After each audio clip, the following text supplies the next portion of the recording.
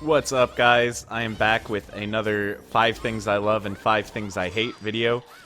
Previously, I did this about Street Fighter V. Check out that video if you haven't. Today, if you haven't noticed, I'm going to be talking about Marvel vs. Capcom 3. Overall, a game that I would say I am a fan of. I've been playing pretty much since it came out. These days, been a little bit more focused on Street Fighter V, but I still go back to Marvel 3 occasionally. And I do think that overall it's a good game, especially just in terms of being fun to play, feeling good to play. It's an extremely fun game, but it definitely has its share of issues that can make it a little bit frustrating, especially kind of the more you take the game seriously, I think the more its flaws kind of reveal itself. But anyway, let's just jump right into the list, starting with things that I hate about Marvel 3. The first thing I want to talk about is Level 3 X Factor. X Factor is kind of a controversial thing. It seems like a lot of people have issues with it. In general, I don't think X Factor is too crazy, except I think Level 3 is way too good. It makes it way too easy to have a situation where you're just getting dominated. You know, you lose your first 2 characters, but then you pop X Factor Level 3 and make a ridiculous comeback because you just do so much damage. And it lasts for a really long time. So I think that it's just a little bit too good. It makes it a little bit too easy to kind of undo all the work that the other player has done. I'm not completely opposed to comeback mechanics, things that kind of you can use as like a last-ditch effort to try to pull out the unlikely win, but I think Level 3 X Factor is just a little bit too strong. So that is the first thing that I hate about Marvel 3. And the next thing that I hate in Marvel 3 is how easy it is to do 100% with one combo. I'm not completely opposed to 100% combos in Marvel because you do have 3 characters. You kind of have, 3 chances. But usually I think it would be better if it requires a lot of meter. A lot of these 100% combos are actually meter positive, which is kind of crazy. So I think if the combo system were toned down so that it were a little bit more difficult to kill a character off one touch, I think that would be better. Number 3 thing that I hate is the Team Aerial Combo, or TAC Mechanic, which is something that was new in Marvel 3, and if you don't know, basically what it is you pick a direction, either up, down, or forward, and you press the special button, and then it'll swap characters and bring in another character to continue the combo. And the opponent can break the TAC if they guess the right direction. And I think the problem is just that they're way too good, even without the fact that there's a glitch that lets you do infinites off of TACs. So a lot of infinites have been found, but just in general, I think it is way too much of a reward for essentially what is like a random guess. So I'm not a fan of the system. I think it would be better if there were no breaking mechanic where they could break the TAC, but instead they cost a meter or something like that, and then remove the infinites, and I think it would be pretty fair. But that's just a thought. I don't know. Anyway, not a fan of this system. That's number 3. The number 4 thing that I really don't like in Marvel 3 is all of the really huge, crazy hitboxes on moves that can lead into a ton of damage or even killing a character.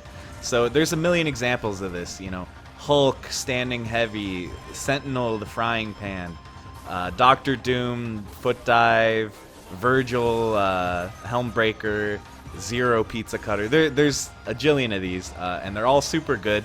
And a lot of the neutral game, at least in kind of a middle level, at least when you're playing online and stuff like that, it all comes down to basically just throwing these huge hitboxes around and fishing for a hit so that you can do ridiculous damage off it. So I think that the moves should maybe be nerfed a little bit so you can kind of counter poke. That's my thoughts on the subject. So that's number 4. And the 5th and final thing that I hate about Marvel vs. Capcom 3 is that the low-tier characters, in my opinion, are just completely dominated by the top-tier characters. I'm not saying that it's bad that there are bad characters and good characters. Obviously, in any game where the characters are really different, it's pretty much inevitable that there's going to be good and bad characters. But in Marvel 3, I feel like the good characters are just kind of better at everything. Like, an example I always go to is that Magneto, I feel like, has better projectiles than Arthur, which is kind of insane because Magneto is like one of the fastest, like best rushdown characters in the game also. Like, why should he be better at keep away than character who's like a designated keep away character?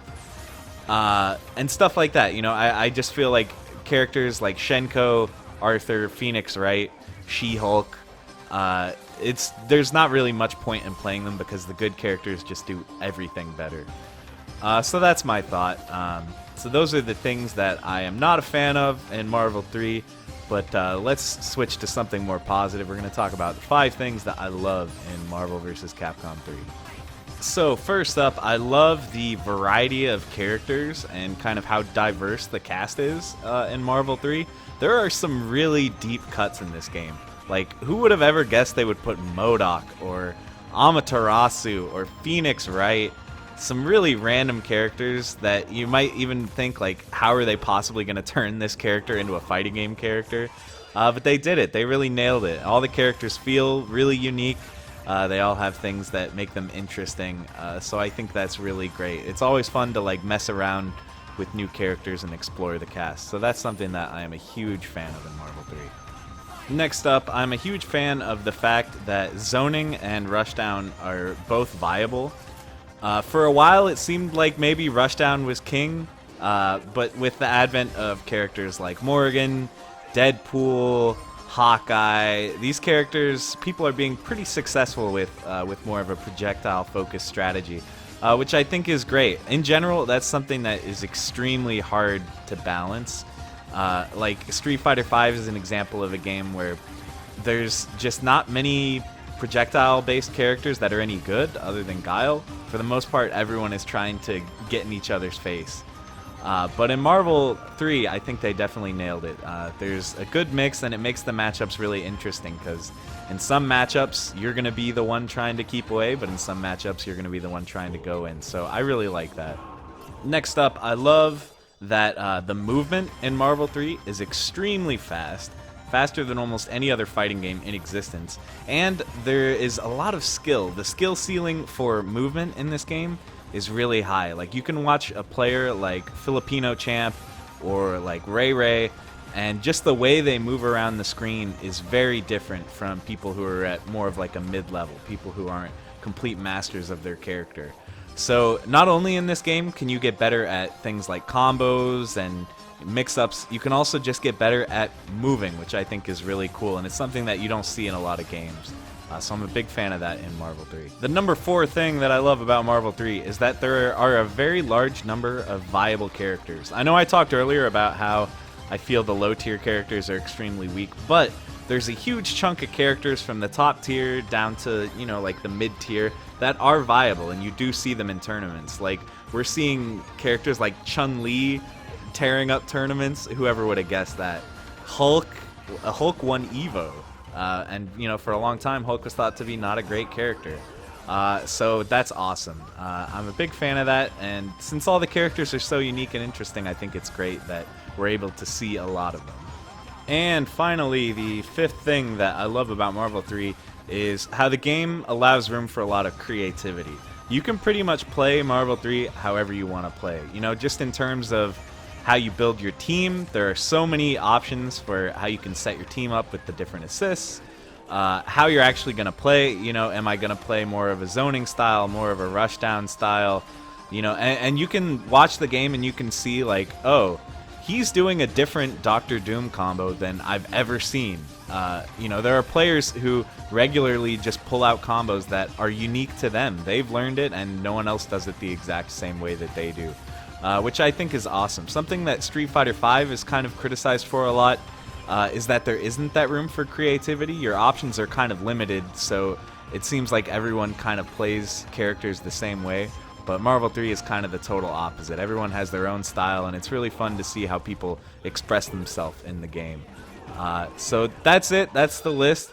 Thank you very much for watching, guys. Let me know in the comments if you agree, disagree about these different things, and what kind of games you would like to see me talk about things I love and hate in the future. So thanks a lot, guys, and have a good one.